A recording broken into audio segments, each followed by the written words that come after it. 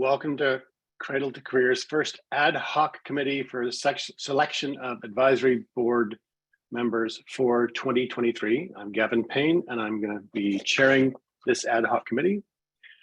Today, our task is to review the application, the rubric, and selection process for the upcoming vacancies on the Data and Tools Advisory Board, as well as the Community Engagement Advisory Board.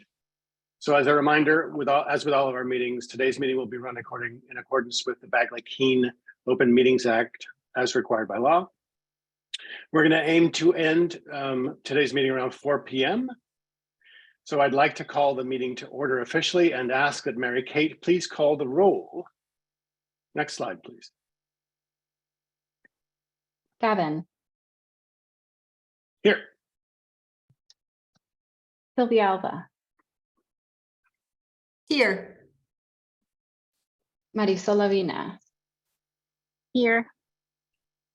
Deborah Cochran.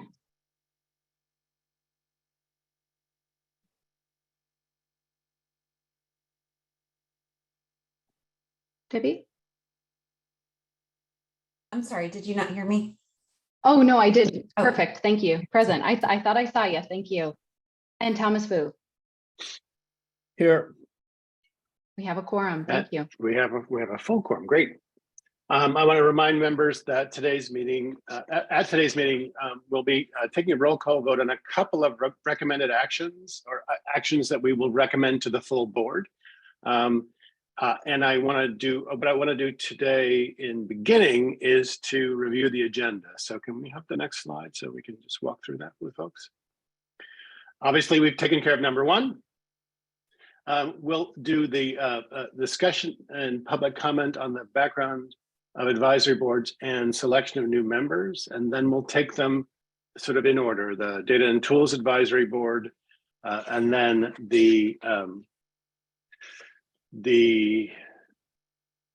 which advisory board?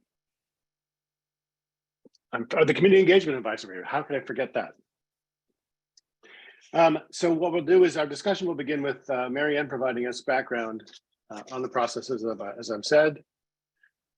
And we'll follow the same general order with the vacancies for community engagement, the outreach, application, rubric process. There'll be an opportunity for public comment, a committee discussion, and a vote for each of the items. And then we'll open it up, as is customary for us in our transparent operating system, to have public comment regarding issues on items not on the agenda. So 3 opportunities for public comment that we'll open it up for. And then we'll move on to item 6 by asking for members for any future agenda items and to let the public make their comments. Once all of our business has concluded, we'll adjourn the meeting. The next slide, please. And so I've just gone through those, a little bit out of order, I apologize. And now if we could please go on to agenda item 2, discussion on the background of advisory boards and the selection of new members. Mary Ann. Thank you. So what I'll do in the next few slides is just give a little bit of background on these advisory boards and the process that we followed last year and kind of position us and where we're at in this process. So as you know, there are 2 specific advisory boards that are named in statute, and they have 2 purposes. So we have our Data and Tools Advisory Board, and the responsibility of the Data and Tools Advisory Board is to examine whether the data system is providing actionable information and identifying ways to improve access to that information. Then our Community Engagement Advisory Board, the responsibility of that one is to examine whether the office is creating strong feedback loops with data users, supporting evidence-based decision-making and analytical capacity, and ensuring equitable access to actionable information. So both of these advisory boards working together are intended to help support us in our work and ensuring that our work is effective and useful to Californians. So that's kind of the very big picture. Next slide, please. So as you know, in 2022, we launched this for the first time. So you as a governing board selected members for the 2 advisory boards and stood them up last year. Advisory board members in general serve 3-year terms, and the initial appointment terms were staggered such that 1/3 of the positions expire each year. So to get to those staggered terms of 3-year terms that expire 1/3 each year, at the outset last year, all the seats were appointed in year 1, but some were shorter. So we had 5 positions appointed for 1 year, 5 positions were appointed for 2 years, and 6 positions appointed for 3. So we had that one-time process last year where the 16 people on each board were assigned different term lengths. Representatives of specific institutions serve no more than 1 consecutive term and can only have 1 seat on each advisory board at a time. So for members of the public dialing in, the governance manual of our governing board has a lot more detail on the background of these advisory boards and the selection process. So please feel free to use that as a resource if you'd like to read into this. A couple of quick reflections before we jump in. Last year, the process of selecting the advisory boards, from my perspective, resulted in a really great mix of board members who've engaged deeply and been very involved over the past year and been thoughtful in helping us develop the data system. Last year, the governing board pointed out opportunities to strengthen the application process and the outreach process to ensure that we get applications from many candidates, especially students, people who can serve as ambassadors to the many communities that the data system needs to reach and learn from. So that was the background from last year in the board meeting where you as board members selected those advisory board members. There was some feedback and a desire for the governing board to be involved in the refinement of our process. And so that's what you're doing today and why this ad hoc committee is starting with this meeting prior to the selection that will happen later. So today's your opportunity to refine the application materials and that outreach plan. We've started with a plan that you can tweak. And then our goal is Mary Kate will walk through more detail in a moment, is to launch these applications before your next governing board meeting so we can really use that meeting as an opportunity to get the word out. So that's just a bit of background on how we started this. Last year was the very first time the governing board appointed advisory board members, and now we're in year 2, round 2, if you will, of this, and appreciate your support and insight in how we can continuously improve the process. So thank you. Back over to Gavin. Great. Thank you, Marianne. Any questions from members? I have little tiny pictures on my screen, so I'm scanning and I'm not seeing hands raised per se. If as is customary when I'm running these things, if you want to just shout out as well, that's not a problem. So far, I don't see any questions. Okay, then let's take a minute and open it up for public comment. As you'll see on the slide there, as a reminder to our speakers, we ask that you keep your comment to under 2 minutes, and your comments should be related to this item, the background item. Please note that if you submit your comment in writing, this will be reflected in the record of the meeting, but will not be read aloud by staff. Do we have any public comment yet? I'm not seeing any hands raised at this time. Okay. I'll give it another 5 or 10 seconds and we'll see what happens. Great. Seeing that there is no public comment, let's go ahead and move on to agenda item 3, discussion, public comment, and possible action on the Data and Tools Advisory Board member application rubric and selection process. Turning it over now to Mary Kate. Perfect, thank you. So during this agenda item, we'll walk through the Data and Tools Advisory Board application rubric. And but before we dive into that and those details, I wanted to first take a look at upcoming vacancies and the proposed outreach plan. So next slide, please. Thank you.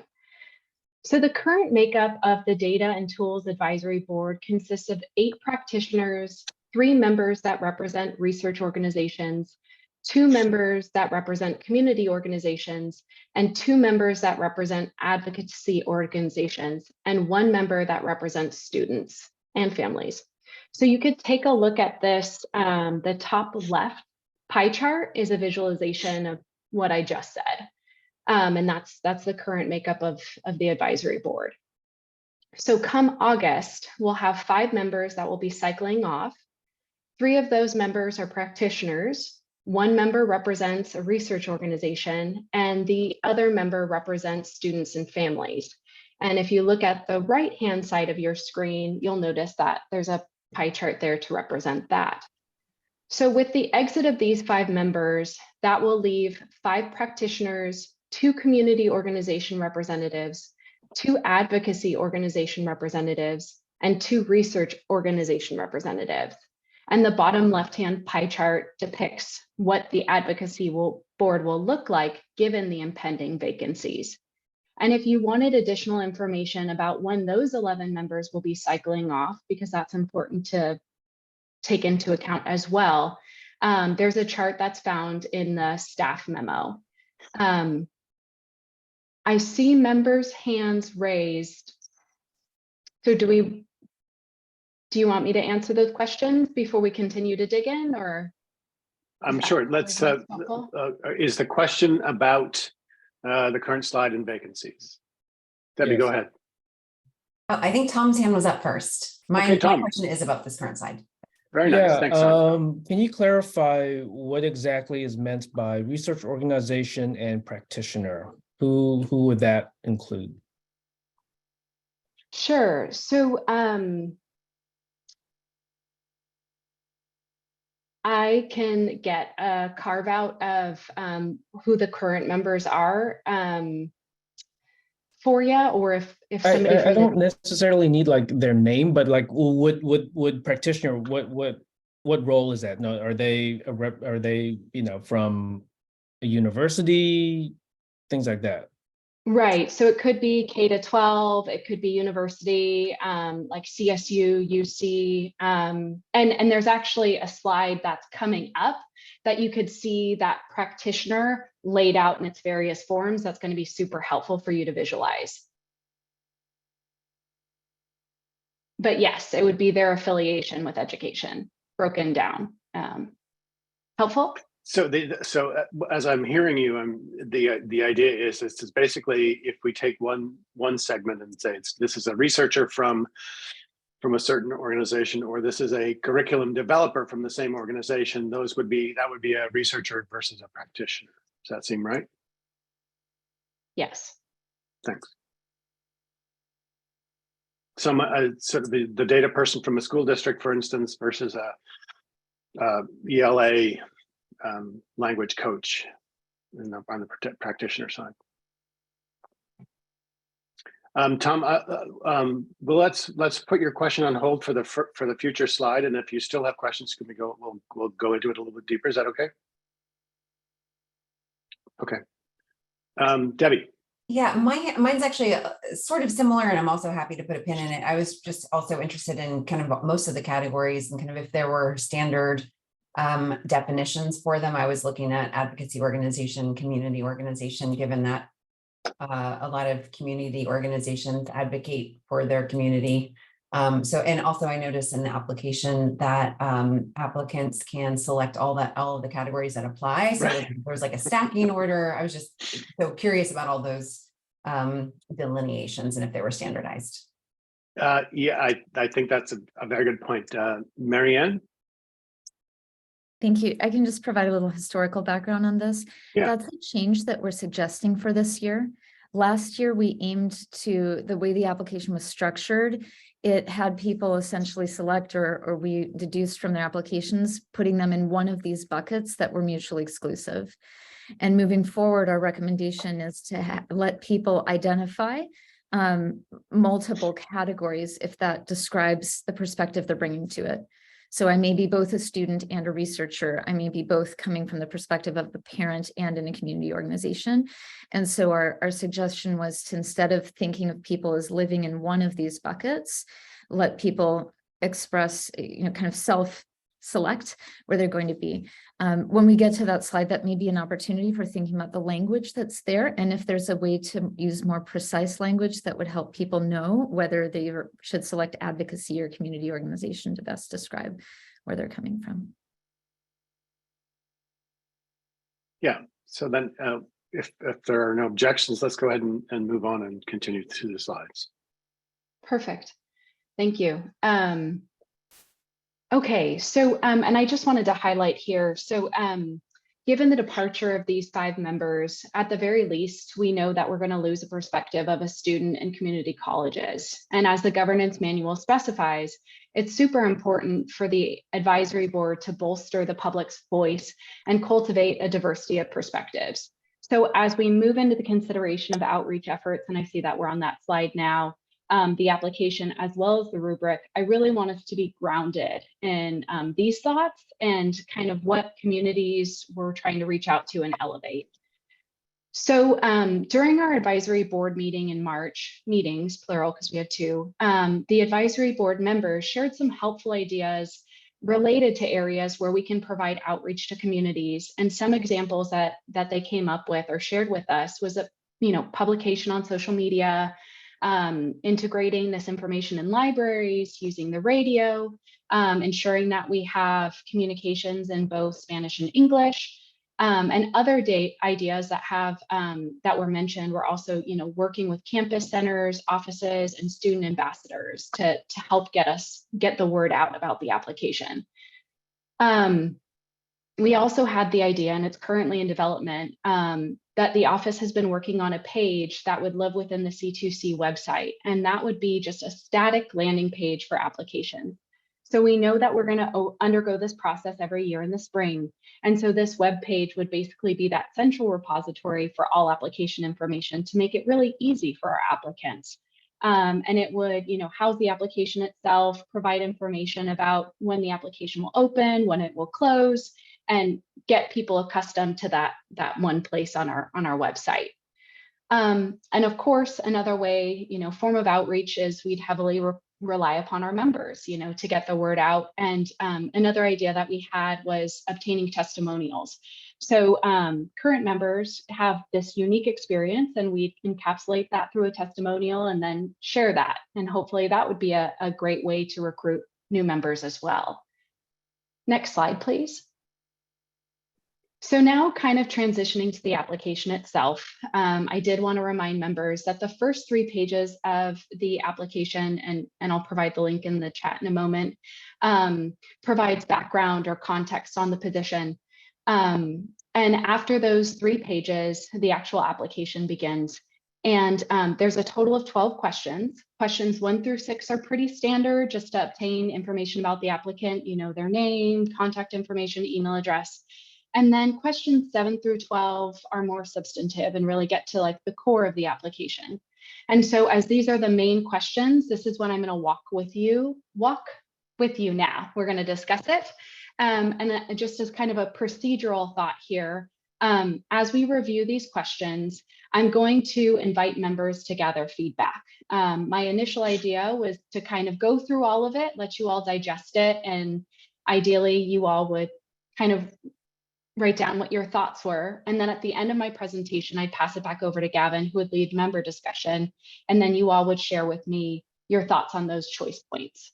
So if there's no objections to that, we can proceed. The first question that you see in front of you here is, we asked the applicant to explain why they'd like to join the advisory board.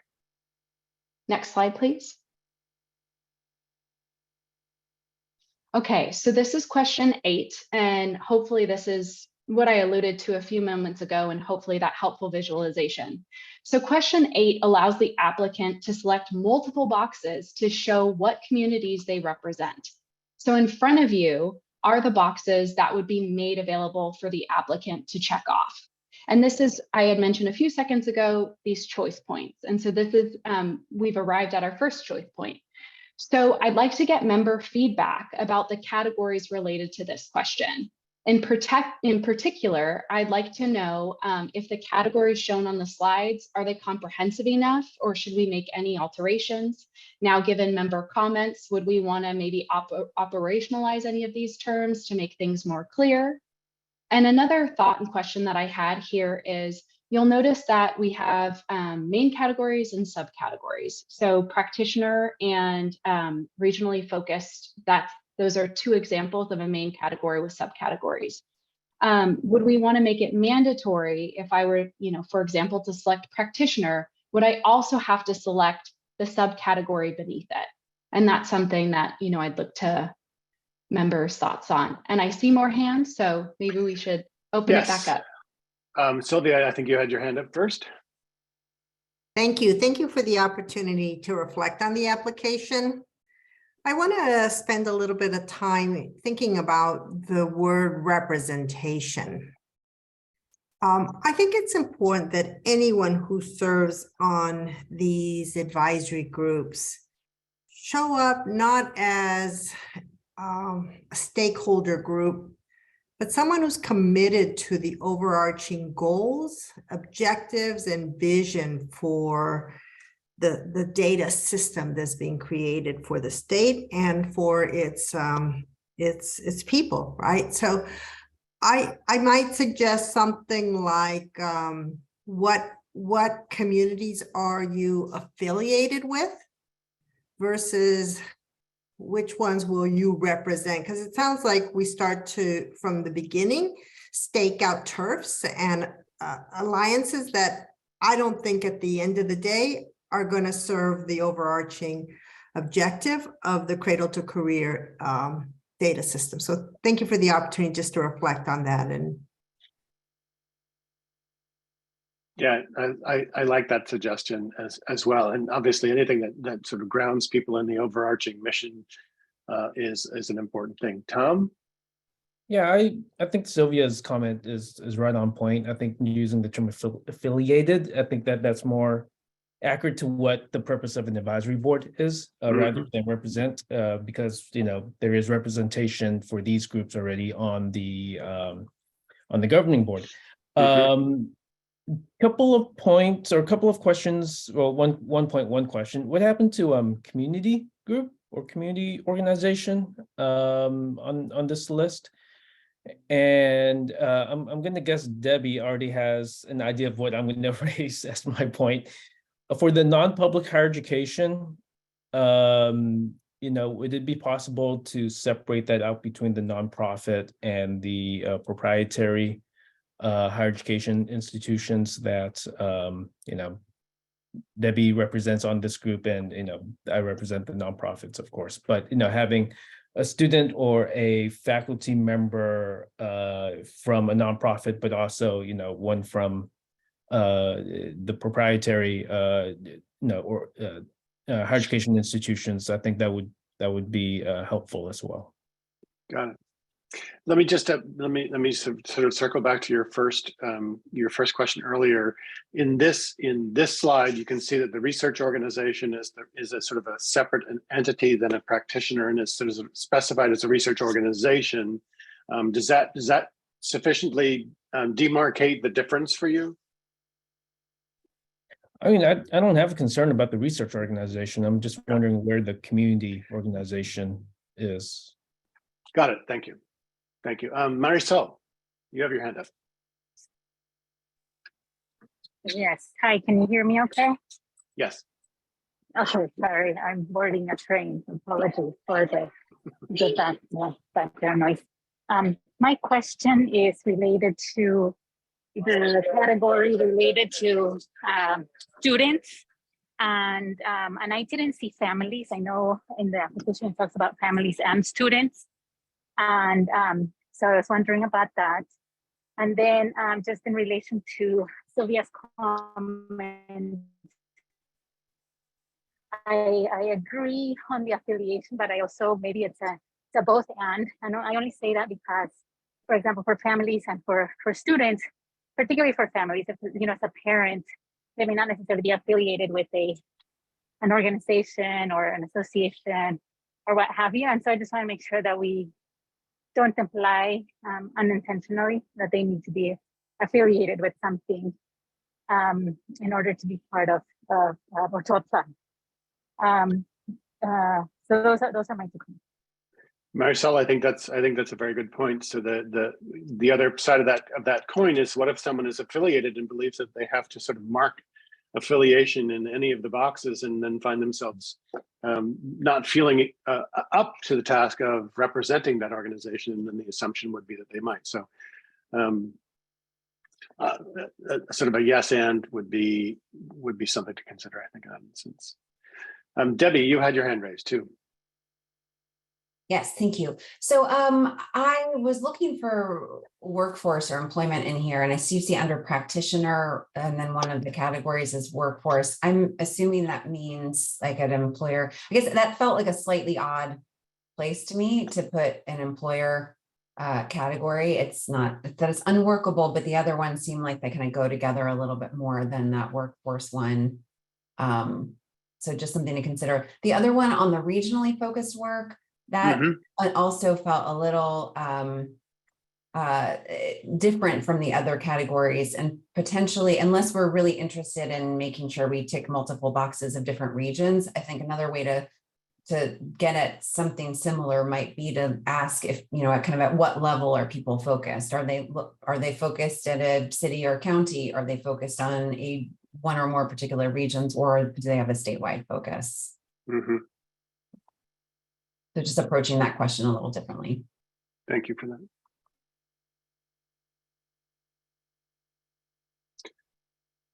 that. Marcel, I see your hand. Do you have another question, or you just didn't take it down? Apologies. No, I don't.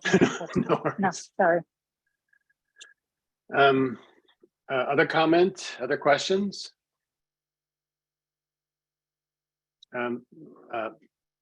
Marianne or Mary Kate, response ideas? So thank you for the feedback on that. So if we'd like to continue with the questions, I'm happy to go to question 9. Yes, let's go for it. Perfect. So question 9 would ask the applicant to review the one-pager that C2C released, which lays out the data tools, and ask the applicant to share their experience or expertise. And question 10 requests information related to membership organizations, user groups, and affinity groups. That's related to C2C work. Next slide, please. Question 11, and we're getting toward the end here. Question 11 requests additional information about conflicts of interest. And I do want to remind members that we did add a section to the application. It's in the first part in the background that indicates that once an applicant becomes a member, they're obligated to fill out the Form 700 annually as required by the California Political Reform Act. And lastly, question 12 asks the applicant if there's any additional relevant information, such as a website or LinkedIn profile, that they'd want to link to their application. And another thought here that isn't listed, and I wanted to ask members their thoughts or feedback on, is do we find it relevant, pertinent? Would we want to add it? A question requesting information about how the application heard about the vacancy. So if they were referred, or and I'll leave that with members.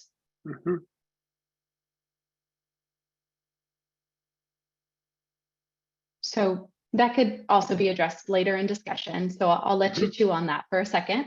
Yep. So next slide, that will wrap up the application. Those would be the 12 questions. Now, taking a look at the rubric. The rubric obviously should go hand in hand with the application and really mirror what the core questions of the application are.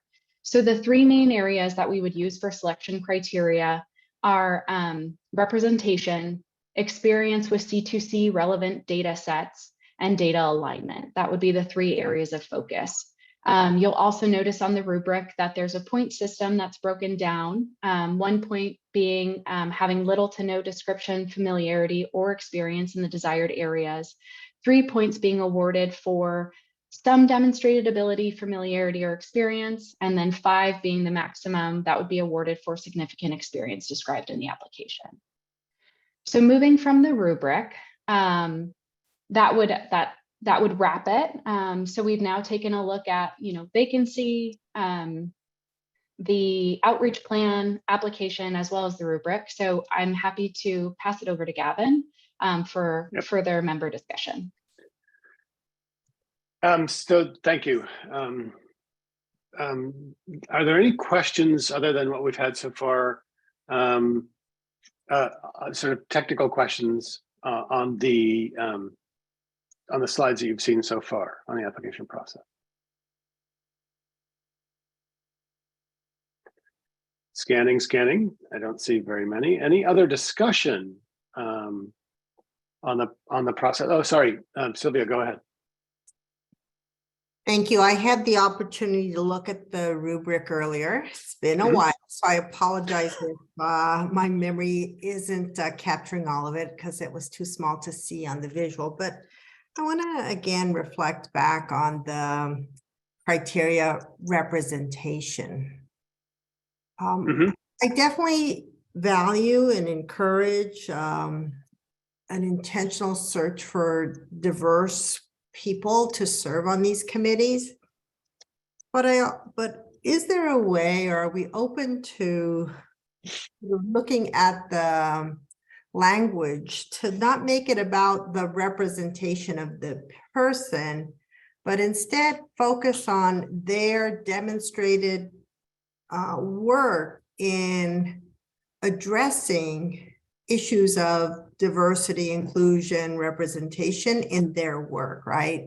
So it isn't, am I a member, do I bring diversity to the group, but rather does my work, does my passion, the kind of places I show up in my advocacy work align with this belief that, and this commitment to broadening and making sort of things, data more inclusive. So I just want to just sort of massage that a bit more, because I think right now it's too focused on the characteristics of the applicant and not their work and contributions.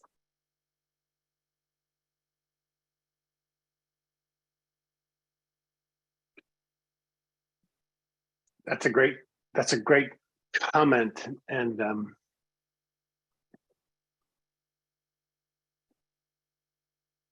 that's a great sort of item of nuance around around representation question. I don't know how we capture that in our rubric per se. I mean, I'll share with you in the roles that I've had as we try to diversify the faculty, particularly in a Prop 209 environment. We work that by saying, do you have experience, demonstrated work in promoting more inclusive higher ed environments, or you know what I'm saying? It isn't about your demographics, but your commitment to these larger diversity and demographic issues that the data will help us understand.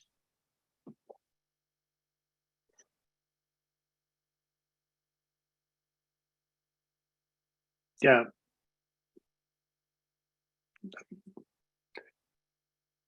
So good questions, good thoughts. Debbie. So this is, obviously the application and the questions, they steer directly into the rubric. So this is a kind of response on both. Obviously, this is a data and tools advisory committee. And so knowledge of data and tools is important.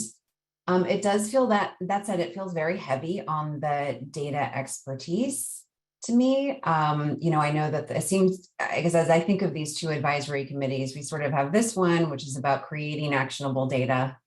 And then we have the other one, which is about connecting people to the actionable data that's created at a very high level. And I think what feels a little where maybe we could dial up a bit more is on that actionability piece. So not just the data sets and the data alignment, there's some overlap, it seems to me, in terms of the rubric, but where I think we could potentially increase a little bit more is people's experience in, again, I know that there's two advisory committees, there's a relationship between those two, but who has experience determining what is actionable? Who has experience connecting available data and data tools to people's lived experiences, so that way the data tools that are created result in actionable things. Because if we get a bunch of data wonks together to come up with the most beautiful data set that gets around has beautiful visualizations and lots of, clean whatever merges, it doesn't necessarily mean it's gonna result in something that is meaningful to the people who we need this to be meaningful to. So, I was thinking in the application, we could ask something potentially along those lines. If you have experience connecting available data or data tools to people's lived experiences, or if you have experiences observing or overcoming inequitable access to information or data, just again, so we can have someone bringing that perspective to the creation of the tools. And then, of course, if we added something like that, try to ramp up that a little bit more, that would then, of course, need to feed into the rubric.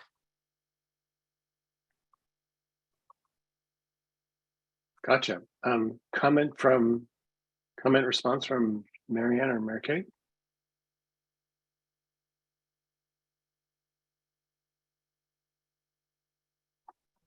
Thank you. Sorry, I'm taking notes as we're No going. problem. We all are. So we have quite a bit of member feedback. And maybe this is actually so would we like to then, how do members feel about us moving forward with adding a question related to what Debbie just mentioned? And I guess, do we want to kind of, in terms of the feedback that we've gotten, do we want to talk about integrating some of those changes? So then that could be parlayed into, if we were to take action, it would be more itemized there. Well, so I think that's right, because the sort of our next task in this, aside from public comment, is to have a conversation about what sort of set of recommendations we would move forward, and to the full board for consideration in this process. And so I know I know everybody's sort of taken pretty voluminous notes. I'm trying to, in my mind, think about how we would craft such a motion as a committee ourselves, and what we would capture in those. And perhaps it runs along the lines of, and the problem is that in any of these sorts of activities and motions like this, you need to be as specific as possible and give sort of very specific, very concrete direction to the team as to what it is your expectations are as board members and ad hoc committee members. The domains in which I've heard the most comment are around sort of how do we organize the affinity groups and sort of characterize them as representation, sort of representers or affiliators in those groups. And then this whole notion of sort of a narrative around, in the application itself, a narrative around lived experience and sort of making the world, sort of making the data rational and real in a lived environment. And so, am I missing any of the pieces of the conversation that we've had so far? I'd like to jump in. Sure. I really like Debbie's comment. It aligns with the purpose of this committee. And so it makes sense that if you're going to make it part of a rubric, it's got to be part of the application. Yeah, I agree. And so it reinforces why we have this committee and invites people to say, in a general way, share what experience they've had, influencing or using data, to make informed decisions, something general like that. I think that would be very helpful, and then each person can angle that in ways based on their experience. But I like putting it as a question because it reinforces the purpose. And I don't know that it's a motion, but what if we were to making ask, it as go ahead, I'm sorry. What if we were to ask the Mary Kay and Mary Ann to put their heads together and reflect on the feedback and put something together that could be could reflect this feedback that's being provided, because I think it's really hard on the fly to develop something that we can all be happy with. It's probably not the best use of our time to edit question stems. Yeah, you've articulated my struggle much better than I did. So I really appreciate that. That part of what I'm struggling with here, though, too. Correct me if I'm wrong, Mariana. So we don't have an opportunity to do this again as an ad hoc before we have to present it to the full board. Before there has to be the larger process of selection and such. Am I correct? Yes, and that. Oops, sorry, Marianne, please. Sorry, that's correct. I think just a few other reflections. Last year, our office just created the application and released it. Right. So we're already getting a lot of feedback. So a couple of options. One, we can repeat back to you here some of the things we've heard and just ensure that we have a shared understanding. Another option, and Julia, please feel free to jump in if you'd like to describe this in more detail, but one or two committee members could also, for example, Gavin as the chair or another person you may want to volunteer, could also work with our team to verify that we properly implemented the feedback you heard today. So just as one example that I'll repeat back, I'm looking at question 10 in the application. I'm seeing an opportunity for us to edit question 10 to be more in line with what a couple of you have mentioned around ensuring that data products are actionable, connecting them to lived experience, et cetera. So we could modify question 10 and we could add a fourth line to the rubric, a fourth row that's specific to that and mirrors it. So it would essentially be then scoring the responses to question 10. And that could be paired with shifting the language around affiliation and representation, both in the question and in the rubric, and that could be mirrored. So if helpful, we could repeat back some of these things now, and then perhaps one or more members, if they would like to, one or two could work with us to verify. Julia, is there anything you want to add on process there?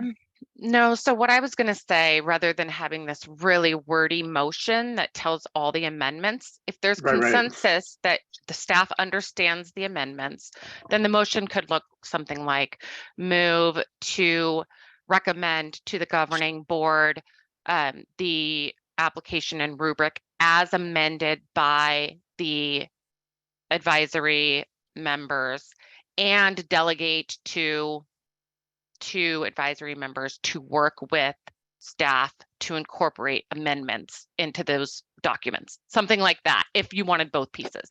That way, you're not completely just saying, okay, staff, you go make those changes. We think you understand what we meant, but without violating Bagley-Keene, two members could double check our work.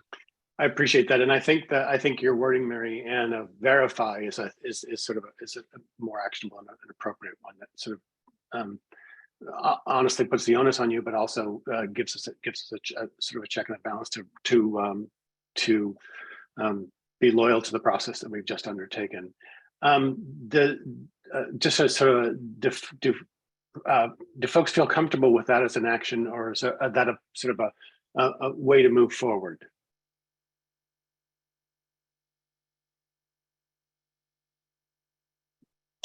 Okay. So in my world, silence is assent. So I'm going to assume that people are generally comfortable. Marianne, do you have your hand raised? There were two items where I think a little more clarification would help us. Okay. Would it be appropriate if I asked the question? Please do. Okay.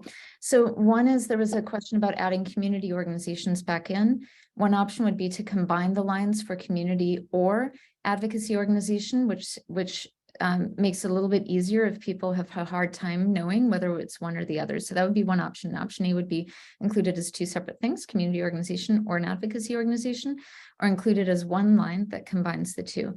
So that's question one. And then the second is, I was just curious, Tom had made the suggestion to split between private versus nonprofit, non-public higher education. Do we want to, is there consensus around that? And then the third question is around students and families. Do we want to have one category for students and another for like families/parents, so that people understand, so that there's an ability to distinguish between those? So that's three questions. Add community organization in as a slash with advocacy or separate, split non-public higher education, and should we re-include families?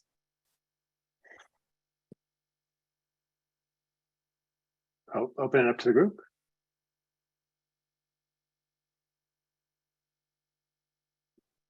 I had posed that question about the community organization. I'm comfortable including them as advocacy, but then again, I'm not, an advocacy group representative, so I'm not sure what that is. Your comfort is with your comfort is with slash, not the or. Okay. Yeah, but I mean, I'll defer to others, but I'm comfortable with, the slash, I guess. Okay. I think for my part, Marianne, I'd be comfortable with the demarcation of the private institutions. I can see the value of both pieces of advocacy and community, and would probably vote for them to be an or rather than a slash. And am a big believer in students individually or sort of separately from their families or parents. But that's my own preferences in that.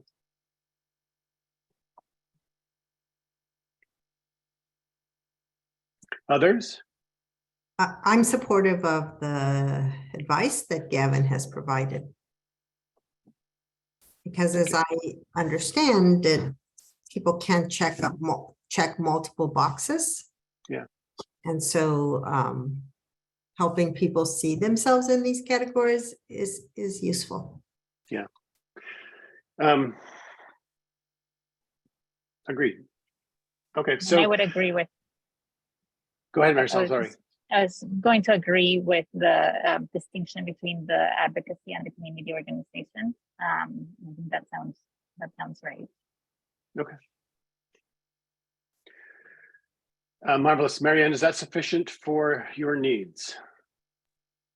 I believe so. I think the one thing I wasn't clear yet is private versus non-public higher education. I think unless anyone has concerns with that, we'll split. And I can use the ed code language that is typically used, which is independent institutions of higher education and private post-secondary educational institutions, if you want to split it that way. That's perfect.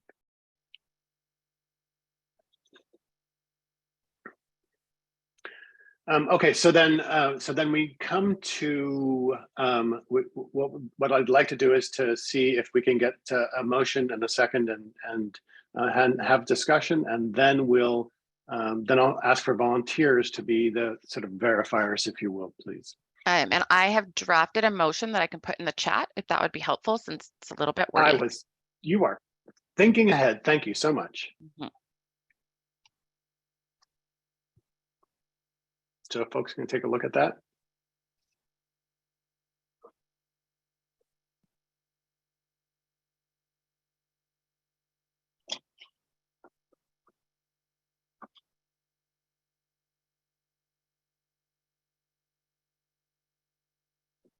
Marion, yes, there will be public comment, but the public comment generally comes after the motion in the second, if I'm not mistaken.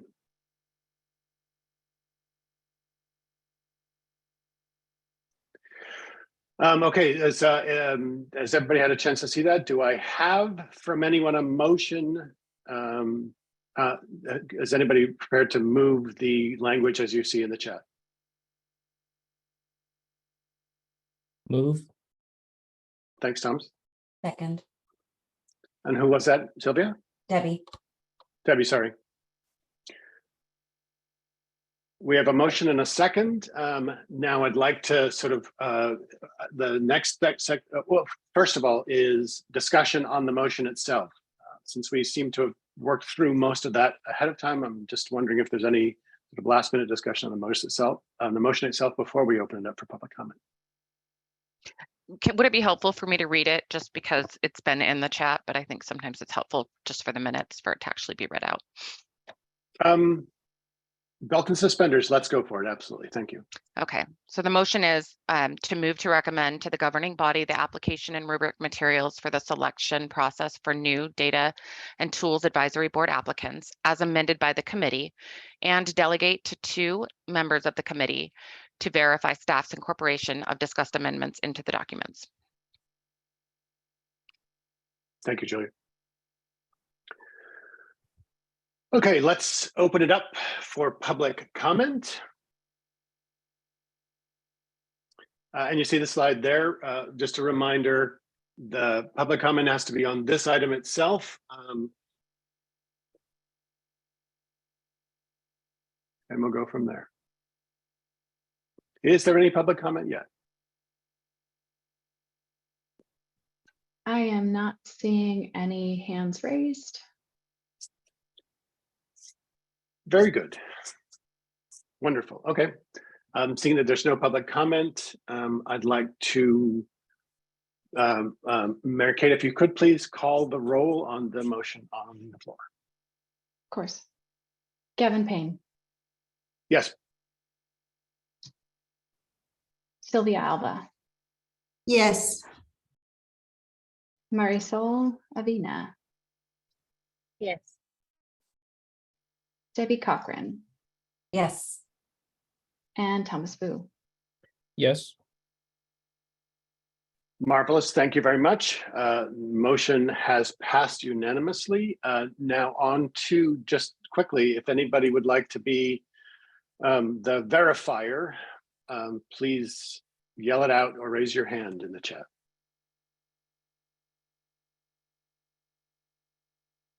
If there's more than one volunteer, I am glad to step aside and let committee members do it. I'd like to nudge Debbie because got her insights, her feedback reflected on my opinion. Debbie, do you consider yourself nudged? Because I was going to do the same thing to Sylvia, and I thought, no, don't do that. So what if I volunteer you both? Would you be willing? I'll be willing. Yes, I'm happy to do it. My schedule is really impacted, but I will do everything I can to do that. Yes. Collectively, we can get it done. Yeah. Thank you. Obviously, it's customary for the chair to be, but I wanted to make sure there was equal access for everybody on the committee to be able to participate. And so thank you. Thank you for both for your mutual nudging of each other on this item. All right, we have time for a 5-minute break if people want it. If folks don't, we can also just jump into the next item. People looking for a break, thumbs up or thumbs down? Thumbs down for no break, thumbs up for break, thumbs down, let's roll. I see 3 hands, all hands going. Sorry team, we're running. All right, let's go now to the same process that we've just done for the Community Engagement Advisory Board, and I will turn it back over to Mary Kate. Perfectly well put. That's my introduction. So we're now going to be looking at the community engagement. And as we just did, we're going to take a look at vacancies first and the proposed outreach plan. Thank you. So taking a look at the Community Engagement Advisory Board, it currently consists of 6 practitioners, 5 members of from community organizations, and 5 members from advocacy organizations. So if you take a look at the top left pie chart, that's a visualization of the current breakdown of the advisory board makeup. Come August, we will have 6 members that will be cycling off the advisory board. 2 of these members are practitioners. 2 of these members are also from community organizations, and 2 more members represent advocacy organizations. And that is the pie chart on the right side. So with the exit of these 6 members, that will leave 4 practitioners, 3 community organization members, and 3 advocacy organization members. And the bottom left pie chart shows what it will look like given the impending vacancies. And if you wanted additional information about when those 10 members will be cycling off, there's more information in the staff report. So again, as we're looking at who's currently seated and who's cycling off, I just wanted to kind of raise the need for a student perspective. Attention should be placed on recruiting members who have expertise in equity and prioritizing community members who can be conduits of information to and from the data system intended audiences. So as we move into the consideration of outreach efforts, the application, and the rubric, I just like us to keep this in mind. Next slide, please. And I know that we already discussed these outreach efforts. They're very, very similar. So just in an effort to not take up anyone's time, if there's no questions here, I'd just like to proceed. Next slide, please. And we'll get into the application itself. So again, just as a reminder, the first 3 pages have the background and context. This application is slightly longer. It has 13 questions. Again, questions 1 through 6 are the standard, getting to know the applicant, and then questions 7 through 13 are more substantive. So just as we did before, we're going to walk through those questions right now. And so the question 7 is displayed here, again, asking them their interest, why they'd want to join the advisory board. Next slide, please. Question 8, we've already looked at this. That would let them kind of identify the communities that they're representing. And we have lots of thoughts on how we can enhance this area. So thanks, members. Next slide, question 9. So question 9 dives into, well, we've seen this one actually, membership organization, user groups, and affinity groups. And then question 10, this is where we start to see a change. So question 10 asks applicants about their experience as a community ambassador and asks for additional details about soliciting input and sharing needs related to C2C work. Question 11 will garner more information about the applicant's experience related to supporting awareness of and access to student and educator tools. Next slide, please. And then again, these are familiar questions for y'all. Question 12 goes into that conflict of interest. And then we do have that note in the background. And then question 13 talks about if they wanted to link to a website or LinkedIn. Sorry, one other thought as we're going through this. If members could also share if they like the idea of adding the additional question of how they heard about it, the vacancy. So that's another thought to pose to members. And then that's the last question on the application. So we could just take a look at the rubric. The rubric has 4 criteria. And so it would focus on representation, community ambassador, soliciting input and communicating needs and concerns, and student educator tools. The point system is very similar. 1 being little to no description or experience, 3 points being awarded for ability or experience demonstrated in the desired areas, and then 5 being that significant experience. And then this may have been helpful at the outset of this conversation, but originally when kind of conceptualizing this process, the original timeline that I'd kind of floated out or conceptualized would be that we would open the application on May 1st, but now considering that we're gonna solicit a little bit more member feedback and have that the 2 members look at it, we'll see where the timeline takes us. But I was thinking we'd launch on May 1st. And then May 10, we do have our governing board meeting. And as Mary Ann stated, we'd use that as a big platform for us to help launch this application or get the word out. And then the idea would be to close the application on Wednesday, May 24th. So if we were able to get that period of time, in total, the application would be open for about 3.5 weeks, which is great. And then there would be 2 weeks post governing board meeting to allow individuals to still apply, as well as giving us time on the back end to sift through the applications and then meet again in June as the committee to kind of look at what members we'd be deciding upon. So if that's also helpful context, my apologies if that should have come a few slides earlier. And so, but that wraps it up again. I'd like to pass it back and open it up to member dialogue here. Yep. Any questions from folks on this advisory board, the community engagement advisory board? Do we have a sense that we want the same set of sort of a representation affiliation boxes to be used for this one as well? I'm assuming that that's the case. That's the case as well. And sort of any other changes, any distinctions that folks have in their minds? Marisol, you have your hand up.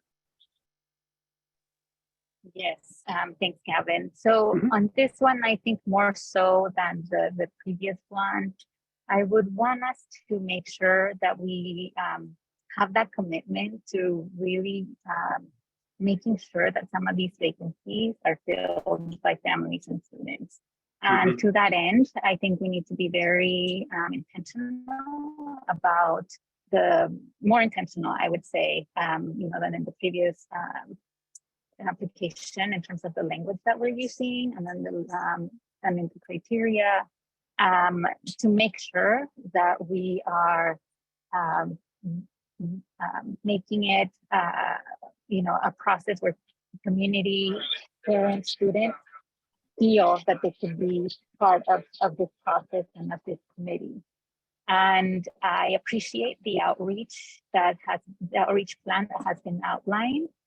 And I would also encourage us to think beyond the outreach as to what type of systemic issues get in the way to ensure, again, families and students can participate and engage in this process.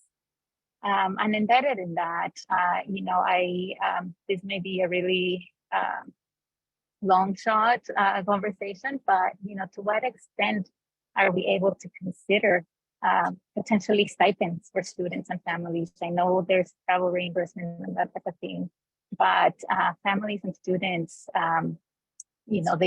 they would be volunteering, and this is not part of a job that they hold per se.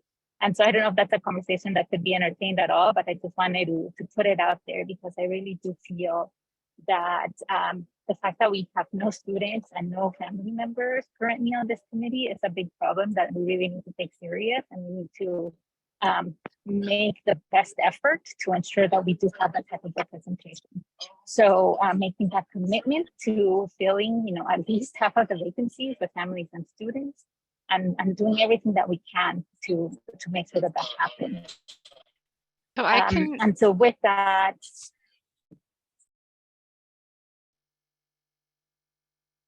Go ahead. Sorry, I didn't mean to interrupt, but I can address a little bit the stipend. We don't have authority to provide a stipend. It's possible that we can do a per diem. I'm looking into it because there's general language, but it's not a black and white answer. But right now, if we could do a per diem, it's $100 per day of meeting. So hopefully we'll be able to provide more clarity on that in the next couple of months, maybe even by the next board meeting. Oh, wonderful, Julia. Thank you for that. Yeah, thank you for sharing that.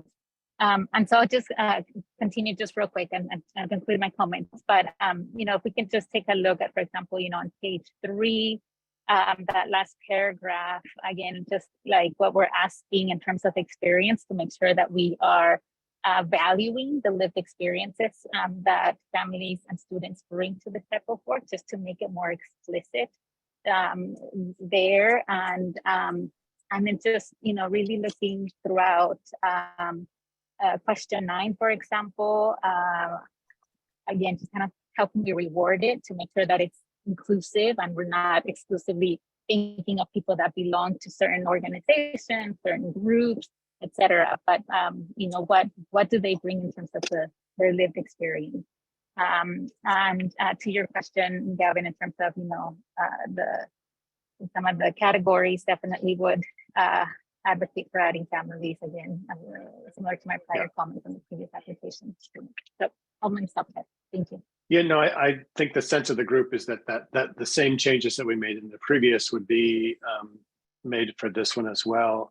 Just to see if I've got it right, you're sort of suggesting changes in the application process itself on page 3 and page 9 for this committee only to reinforce and engage more families, more students, and to be more inclusive and to be more purposeful in the language around that. Is that right?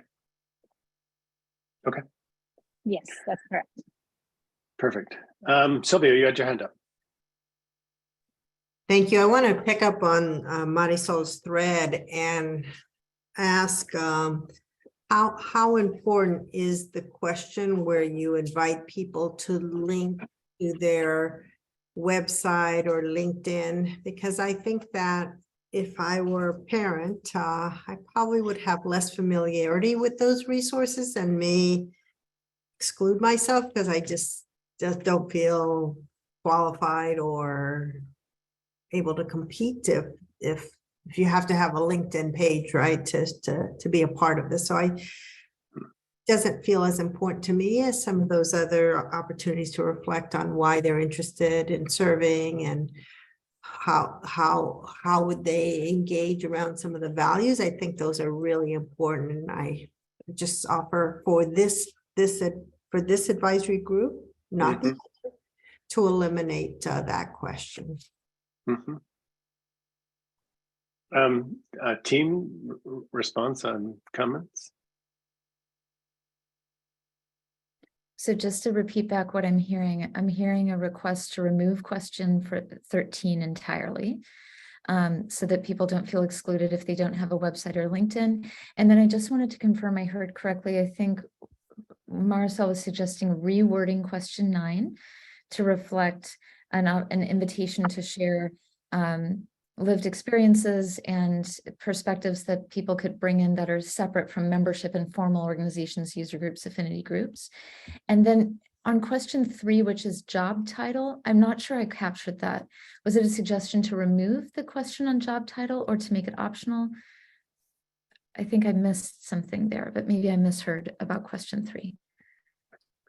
Maricel? It was on page, I thought it was sorry, paragraph 3. On page 3. Oh.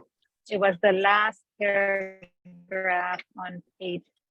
Rubric works in conjunction with the application, highlighting the 4 main areas of criteria for selection, which are representation, experience with community ambassador work, soliciting input, etc., and familiarity with.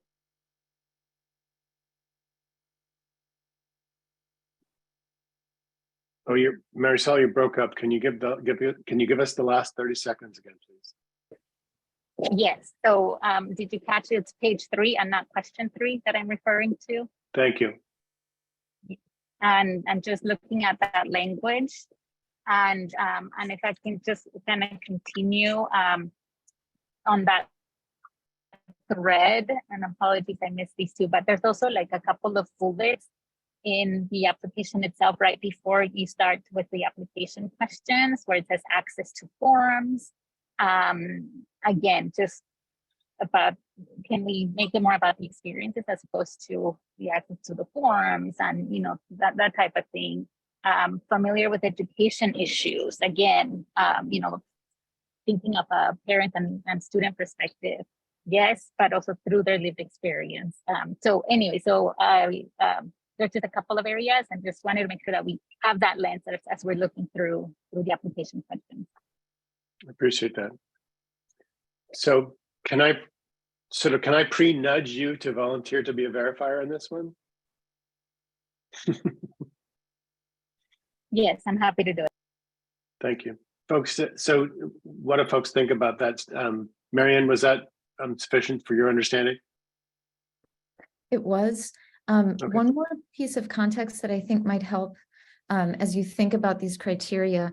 Last year, when members of the ad hoc committee scored the applications, that was also done within a structure of saying, having kind of a framework of saying, let's have 5 slots for, you know, advocacy groups, for instance, or, you know, 5, I'm just making up the numbers now, you know, 3 slots for research organizations for the other board, for instance.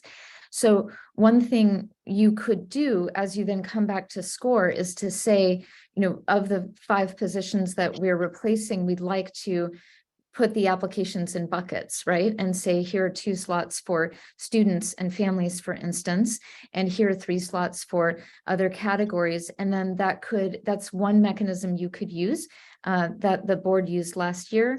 to try to ensure that you have that mix of perspectives.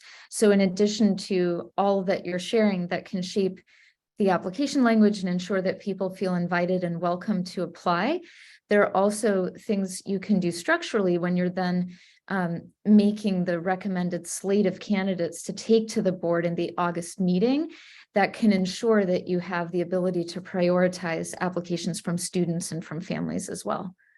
Perfect. Perfect. Okay, any other questions from board members, questions or comments from committee members, I'm sorry, on the process as presented? Okay. If you'll reference the chat, I think the motion as we see it, with the understanding of the sort of the differentiation and the changes that we've just discussed being accepted, I think the same motion can suffice if somebody is willing to make that motion. And I can read the motion if that's helpful. That way someone can just say so moved. Go for it. Okay, move to recommend to the governing body the application and rubric materials for the selection process for new Community Engagement Advisory Board applicants as amended by the committee, and delegate to 2 members of the committee to verify staff's incorporation of discussed amendments into the documents. So moved. So moved by Sylvia, second. Second by Marisol, Second. thank you very much. We have a motion and a second. Any board member discussion, any committee member discussion of this item before we take a vote, before we open it up to public comment? Scanning, seeing none. I then thank you. If we could please now open this item up for public comment for the Community Engagement Advisory Board.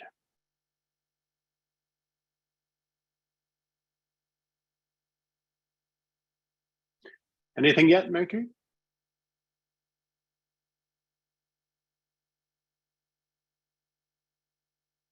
Okay. Your audio has cut out. I can't hear you, but I can see you shaking your head, so I'm going to say.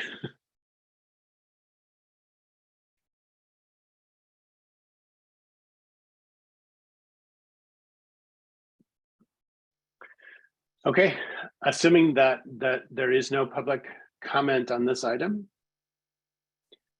I will, if you're ready, I'll ask you to conduct the vote, please. Perfect. Can you do the roll call? Perfect, thanks very We much. can hear, okay. Gavin Payne. Yep. Yes. Sylvia Alva. Yes. Marisol Lavina. Yes. Debbie Cochran. Yes. And Thomas Fu. Yes. Wonderful. Motion passes unanimously. We already have one of our verifiers pre-selected, pre-nudged in the equation. Would anybody else like to volunteer? I will volunteer on this one and take the prerogative of the chair. And so Marisol and I will be the verifiers in this piece of the equation. Perfect. Wonderful. Thank you, committee members. I think this was great work, and I think the suggestions were marvelous. And I think we will have a better process as a result of that. So that's marvelous. We've come to the part of the agenda, which is the public comment for items not on the agenda. This is a standard item for any public meeting in California. And so I want to sort of ask you, Mary Kate, if there is any public comment from anybody on items that are not on the agenda. Public comment generally related to the Cradle-to-Career Advisory. Excuse me, Cradle-to-Career Governing Board. Apologies here while I get that up. No worries.